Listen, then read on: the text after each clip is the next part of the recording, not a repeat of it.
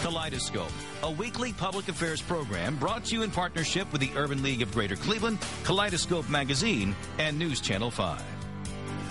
Good morning, everyone, and welcome to the broadcast today. U.S. Senator Sherrod Brown, Democrat from Ohio, is here with me this morning, and he's going to talk on a variety of topics that the new Congress is dealing with. We'll talk about the health care reform deal, all of that. We'll also hear from Donald Graham of the Urban League's Minority Business Assistance Center. He'll talk about workshops to help you find money for your business. And later in the broadcast, the Reverend Brian Moore and the Reverend Larry Macon Sr. will talk about a men's conference taking place in early March. Good morning. This is Kaleidoscope.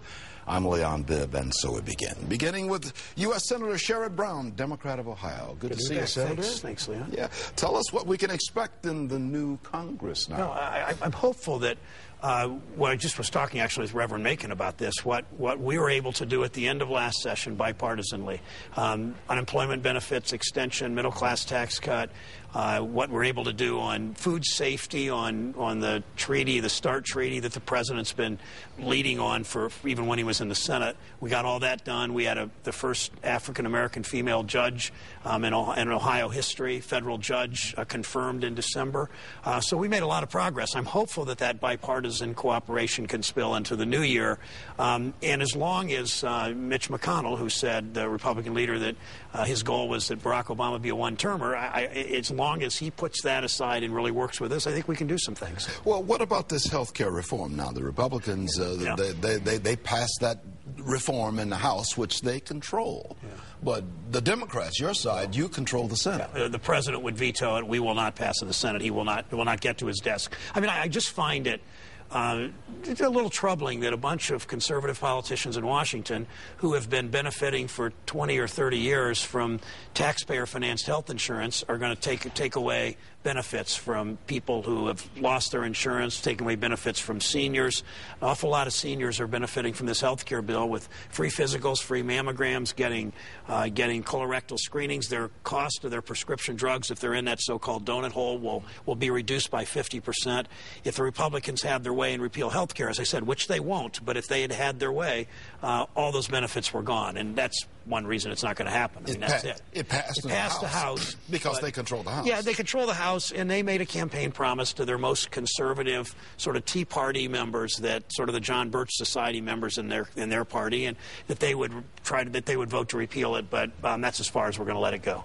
What about the economy? I see the president is his numbers have risen as a result of what happened in Tucson, but on the economy, his numbers are still down. Well, I think his numbers rose not just the very impressive way he did Tucson, but also what happened with the lame duck, the focus he has on the economy. I was just talking to Don Graham at the Urban League, and you know they know that it's all about small business, SBA, Small Business Administration, small companies in Cleveland, coalescing, building partnerships with federal tax incentives and programs like that to help small business create jobs. And I'm hopeful that Republicans get off the health care issue and focus on small business and focus on job creation, as the president's doing and as the Senate will do. So to me, it's all about, everything's about job creation. All the problems you discuss on this show week after week, all the problems on almost any TV show in Cleveland or in the Plain Dealer are about, all come out of lack of jobs. I mean, whether it's poverty, obviously, whether it's any kind of layoffs, whether it's housing, foreclosures, it's all because this economy is not what we need, and that's why the focus needs to be there. Ohio is a big automobile state. Where would we be had General Motors not been given that bailout money? It's turning a profit now. Yeah, yeah. Where would we be? Well, we'd be in we'd be almost in a depression in northern Ohio, especially. And when the president stepped up, if the president hadn't stepped up with GM and Chrysler and invested public dollars, it was controversial. A lot of people didn't like it, but a lot of us did because we knew it was necessary. Invested in those two companies, we would have seen terrible job loss. And let me give you an example. And the Chevy Cruze, the new GM high mileage car, the engine's built in Defiance, Ohio. The transmission's built in Northwood, Ohio. Ohio. I'm sorry, Toledo, Ohio. The bumpers are built in Northwood, Ohio. The stamping is done in Parma, Ohio, and the cars assembled in Lordstown, Youngstown, Ohio. 5,000 jobs in Lordstown alone. All the jobs that feed into these plants, feed into the engine plant, feed into the bumper plant, the transmission plant, those would all been gone. And retirees would have been hurt so badly. And we know what the auto industry means. It creates a middle class in this country, and especially in Ohio. We're the third. We're the seventh largest state, but we're the third largest manufacturing state in this country. And we've got to make sure the auto. We're building clean energy, building a clean energy industry. We're building a biomedical industry, but we've got to keep what we have in auto as front and center. Senator Sherrod Brown, Democrat from Ohio, locally, what do you see on the rise, and how is Northeast Ohio looking, aside from the automotive area? You go back to when you started your career in Cleveland 30 years ago, 31 years ago, I guess, 32 years ago to be exact. We were soon after you started at another station here. Cleveland we went into recession nationally, the early Reagan years. We came out of that recession. We went back to everything as usual: autos, steel, chemicals, paper, cement, glass, whatever. This time things look different. We're moving towards wind turbines in Lake Erie. We're moving towards more biomedical jobs. We got more jobs out of the Recovery Act, the President's Recovery Act, in clean energy than any state in the United States. A lot of that's Cleveland, in the Cleveland area. So I think we're much better prepared coming out of this recession nationally to take advantage of it in Northeast Ohio. And that's getting young people the opportunity so they can stay here, so people like us can see our grandkids, and all that entails. I got about 45 seconds remaining, Senator Brown. The medical mart. Are you impressed with where we're going with this medical mart, and is it going to be one of the gemstones in the future? Well, I think that's right. And you look at what we have here. We have 3 great hospitals: Metro, University Hospitals, Cleveland Clinic. We've got a lot of jobs that have come out of that, and everything from medical device to pharmaceuticals to biologics, and other technology. And the medical mart will assist us in growing those companies and helping us invest in entrepreneurial startups. That's all good news. Yeah. Good news with you to have you on the broadcast. Always good. Thank you. You're doing well, I would imagine. Thank you. I feel good. Thank you. You and the family, everybody's healthy? Connie's good. My kids are good. Our one grandson is good. We don't see him enough, but that's the way things go, unfortunately. We got to work on seeing your grandson even more. U.S. Senator Sherrod Brown, Democrat from Ohio, one of the good guys here in Northeast Ohio. Thanks. Always good to have you. Good to be here. Thanks. Good to see you. I'll take a break. This is Kaleidoscope. Back with more after these words, especially for you.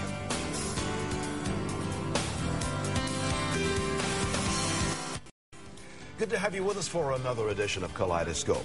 The Urban League of Greater Cleveland will be hosting a series of seminars for area business owners, and the Director of Minority Business Assistance Center at the Urban League of Greater Cleveland is here. Donald Graham is going to share more with us about what's been going on. Hey, Donald. Hey, good morning. Thank you for having me. You've tell me what the Minority Business Assistance Center of the Urban League does. Okay. Well, the Minority Business Assistance Center is a division of the Ohio Department of Development.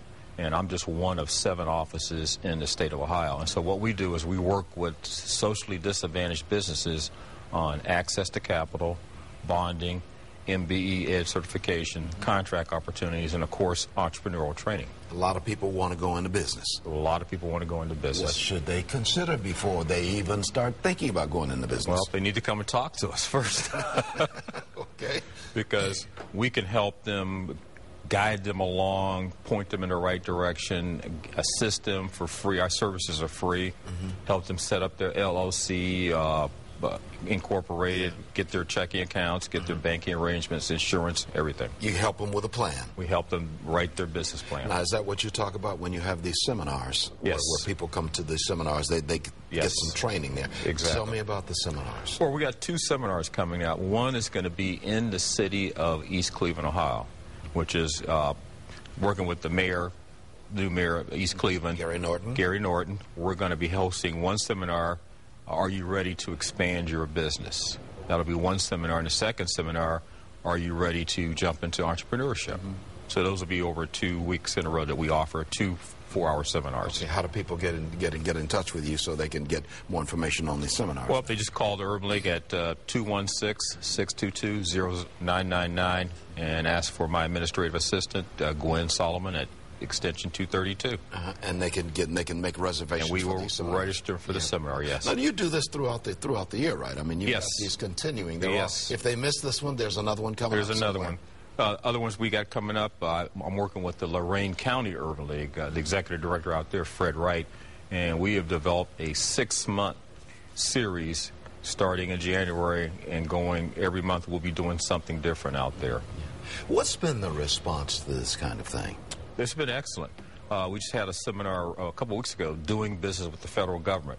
We had over 50 participants in that meeting, and we're going to be offering that again, and we're coming up with doing business with the state of Ohio. So, what kind of ideas do you give people if they want to do business with the federal government or with state government? Well, if you want to do business with the state of Ohio, you have to be certified either as a minority business enterprise or encouraging diversity through growth and equity. So once you get your certification, my office then will be sending you out contract opportunities with the state of Ohio. We do, and then we do the same thing with the federal government also. Where do people reach stumbling blocks? Where do they make mistakes when they say they want to go into business? First mistake is that they start out without a plan. I call it the four-legged stool. You're sitting on the, just imagine you're sitting on the stool. There's 4 legs. You want to have a good bank, a good CPA, a good attorney, a good insurance company, and we're the 5th leg, the Minority Business Assistance Center, to help you, guide you along the way. So a lot of people, they start without those things. Exactly. Without one of those legs. One of those legs. It's going to be a rocky sit. It's a very rocky sit, yes. So when people come to the seminars, you apprise them of the things that they should keep in mind. Yes. Do you go over their plans? Do you sit down? If Leon Bibb comes to you and says, I got an idea for Bibb Enterprises, and we want to sell some things, but I don't know what I want to sell. Yeah, after we use the seminars to attract clients, so we have individual counseling sessions at the Urban League of Greater Cleveland's Entrepreneurial Center. And then once we have our initial interview, it could be 7 or 8 meetings that we have before we hammer out a plan for you. Now, sometimes you got to talk pretty straightforward to the people. Most definitely. When it comes down to money, what kind of financing do they need to have? Right. What kind of money do they need to begin with? Exactly, because the first thing I without money. Right. Well, the first thing I talk to them about when you start your own business, a lot of times it's friends and family or your own money into the business. Then the second phase is you go on into bank lending. And that's when we come in and work with the clients. So we will work with them to put a financial package together, set the meeting up with the banker, take them to the bank, walk them through the whole process. We'll continue to talk to Donald Graham. By the way, the phone number for the Urban League of Greater Cleveland, where you can get more information on all of this, is 216-622-0999. Leave us with a thought in the next 45 seconds or so, Donald, as to why this is so vital, working with the Minority Business Assistance Center, Urban League, why this is so vital to businesses. Well, number one, you get a bevy of experience, and it doesn't cost you anything. And if we don't have the knowledge, we have other partners that we can outreach to. We work with Jumpstart. We work with the Greater Cleveland Partnership. We work with SCORE. We work at SBA, WECO, all the different banks in town. So we, lawyers, insurance firms. So we have a lot of partners that we can bring in to help you grow your business. So there probably is not a problem you have not seen before. Exactly. Exactly. So if you've seen that problem before, you know how to handle with this new client coming through the door. Most definitely. Okay. 622-0999 and the 216 area code is Donald Graham's telephone number. He's director of the Minority Business Assistance Center of the Urban League of Greater Cleveland. Good to see you, Donald. Thank you. Always good to have you on the broadcast. Thank you, sir. You're keeping us in business. And that's the goal of business, isn't it? That's the goal of business. And to make money. And to make money. Stay in business. I got to do some business here for Channel 5. We got to sell something right here. I'll take a break. I'll be right back in just a moment. Welcome back to more of Kaleidoscope today. In early March, Mount Zion Church of Oakwood Village will host a conference just for men. Senior pastor Dr. Larry Macon Sr. is here, and the CEO of Passages, the Reverend Dr. Brian Moore, is here to talk about this event, which is taking place in early March. Good to have you with us, Reverend Dr. Brian Alexander Moore. Good to have you with us. And Reverend Dr. Larry Macon Sr., who is the senior pastor at Mount Zion Church. Thank you for the invite. Yeah. So, let's start with you. What is a re-entry connection or passages with which you work? Well, The Passages is a part of the Reentry Coalition, and there are about 7 organizations that's a part of that. Rising Tide, Harvest, Consulting, just a lot of organizations, a lot of grassroots organizations that came together last October with the help of the Quahog Office of Reentry. And we decided that it was important to put together a program of individuals, for individuals that were returning home from incarceration. We recognized that a lot of these guys were not going to be able to go right into a job, so there were some areas we wanted to work on. And so we'll bring in Larry Macon, Dr. Larry Macon of Mount Zion Church. You're having this big conference now. Tell us about the conference and how all of this fits together. Well, recently we had had a fugitive safe surrender program at our church where over 7,000 folk came in and turned themselves in, receiving a second chance. And so we were invited to join in with this project and program of reentry of brothers who are coming out of the incarceration situation. And so for us, it's a continuation of what we've been doing in the Mount Zion Church in Oakwood Village area and giving folk a second chance. I'm going to hold up this little placard here. We'll get a shot of this while we continue our conversation. What are you going to talk about at this event that is taking place on Saturday, March the 5th at 9:30 in the morning until 12:30 at Mount Zion Church? What are you going to talk about? Well, first, we're delighted that Pastor Macon has extended an invitation to us to come out to Mount Zion. After 7,000 people came out there with a desire to turn their lives around, the next logical step was that we needed to provide them with some services. And so first, Pastor Macon will be having a conversation with these individuals that will be coming out. And then we have about 4 areas that we're going to work on. We're going to work on entrepreneurship because we think that a lot of these guys coming back from incarceration will not be able to find a job right away. So we want to be able to capitalize on the skills that they do have. The second thing, we want to look at financial literacy. How can we help them make better financial decisions? Probably one of the most important things that we're going to be doing is our fatherhood development training. How to be actively involved in the life of your child and how to build a successful relationship with the mother of your children. Yeah. Okay, and so those are the kind of areas that we're going to be looking at. And the most important part is pro se litigation, which is where individuals who have large child support issues, they can go into court themselves and represent themselves, and we're going to train them how to do that. Yeah. Pastor Macon, you're focusing on men now. Yes. I'm intrigued by that. Why just the men? Well, we've discovered that men in our society today have specific problems that the church and the community needs to look at. Health issues are one area that we're concerned about. Fathers who are not in the home taking care of families is another issue. And here again, employment is a real problem for many men today. The unemployment rate for them is really great in our community. And so the other issue is family. You find that there is this deterioration of family in the community, the family and the community is breaking down. And so men need to know, how do I reestablish myself in the home? How do I become a good employee? How do I create a business so I can become self-sufficient? And so these are some of the areas that we are extremely concerned about. And so that's why we're partnering with the Reentry Connection Program. Do people need to make an RSVP? Do they need to make to register for this event beforehand? It would be great if they gave us a call at 216-431-9000. But we just really want them to show up on March the 5th. March the 5th. And that's going to be at Mount Zion Church of Oakwood.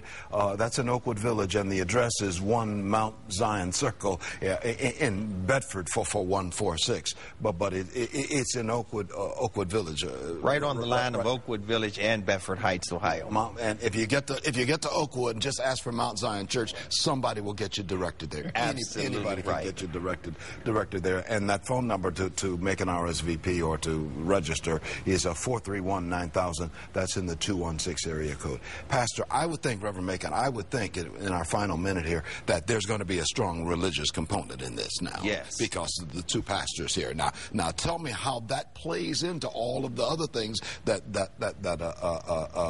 Reverend Moore talked about. Well, we believe that in order to be successful and victorious in today's world with the struggle that men are having, that there needs to be a faith component in their life. Absolutely. And so we're not only going to tell them here are some tools from the world, but we're also going to tell them that there is somebody that is greater than them that they can depend upon, who is God. And so we're going to do a lot of praying for them. We're going to do a lot of testifying, and we're going to do a lot of praising at the same time with these men. And this is going to be a men's conference, so it's okay for men to pray, as we've always said. Men need to pray more. And they can bring their sons as well, because their sons need to be developed as well. And so it's basically for men.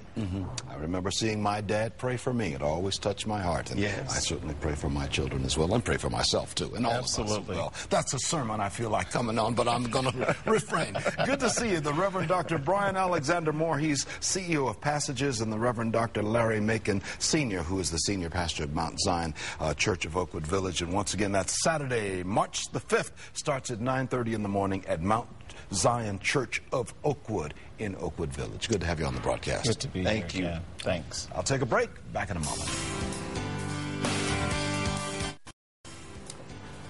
Welcome back to more of Kaleidoscope. With me right now is Danielle Lockhart of the Urban League of Greater Cleveland, and she's here to talk about the HBCU tour, the Historically Black College and University Tour for high school students. Yes, it is an amazing tour, Leon. It's going out April 17th through the 23rd of this year.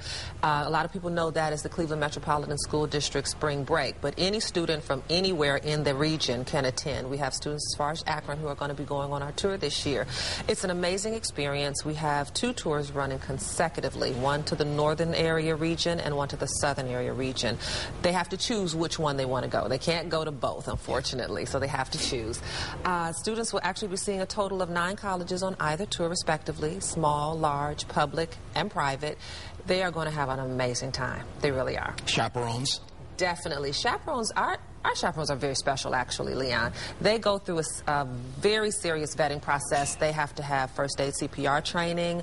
They have to know and understand what our rules are, and that they are committing themselves to the well-being of these young people over a 7-day period. I've got a minute remaining. What's the cost, Danielle? The cost is $550, and what that includes is a deluxe motor coach ride and a beautiful vehicle that will travel from here and back. It includes hot breakfast every day and hotel stays in 3-star hotels above, so something along the lines of a Courtyard Marriott or a Spring Hill Suites type of environment.